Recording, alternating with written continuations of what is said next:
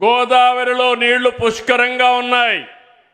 అందుకే మీరు చూసినప్పుడు నేను ఎప్పుడు కూడా గోదావరి నీళ్లు వాడుకుంటే ఎప్పుడు నేను అడ్డు చెప్పలేదు.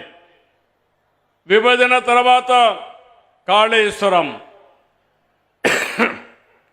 కాళేశ్వరం ప్రాజెక్టు కట్టినప్పుడు గోదావరి పైన ఎన్ని ప్రాజెక్టులు కట్టినా పర్వాలేదు, మనకు నీళ్లు వస్తాయనే ఉద్దేశంతో నేను ముందుకెళ్ళాను. గడిచిన 40 సంవత్సరాల్లో 3000 టీఎంసీ నీళ్లు గోదావరి నుంచి సముద్రం లేకపోతున్నాయి. పోలవరం ప్రాజెక్టు పూర్తవుతుంది. కృష్ణా గోదావరి అనుసంధానం జరుగుతుంది. నా జీవితంలో ఒకటే కోరిక, ప్రపంచంలో తక్కువ నీటి వినియోగం చేసే దేశం భారతదేశం. ఎన్నో సంవత్సరాలుగా పోరాడుతున్నా, ఎన్నో సంవత్సరాలుగా ప్రయత్నం చేస్తున్నా, గంగా కావేరి కలవాలి, దేశంలో నీటి సమస్య పూర్తిగా పరిష్కారం కావాలనేది నా అభీష్టమని మరొక్కసారి మీ అందరికీ విజ్ఞప్తి చేస్తున్నాను.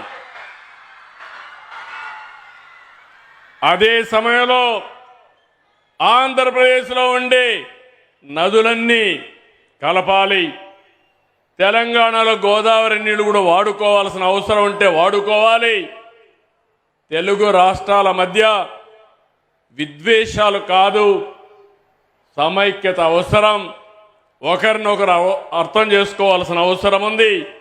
అందరం కలిసి ముందుకు పోవాల్సిన అవసరం ఉంది. ఎంతోమంది త్యాగాలు చేశారు. ఇది రాజకీయ వేదిక కాదు కాబట్టి నేను అన్ని విషయాలు మాట్లాడను. ఐక్యత వరకే ఇక్కడ మాట్లాడతాను.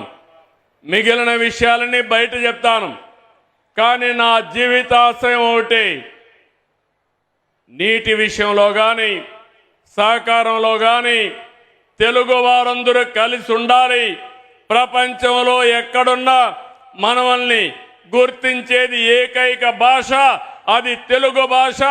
ఆ భాష ముందుకు పోవాలంటే, తెలుగు జాతి ప్రపంచంలో నెంబర్ 1 కావాలంటే మనకు కూడా ఐకమత్యం అవసరం అని చెప్పి మరొక్కసారి తెలియజేస్తున్నా.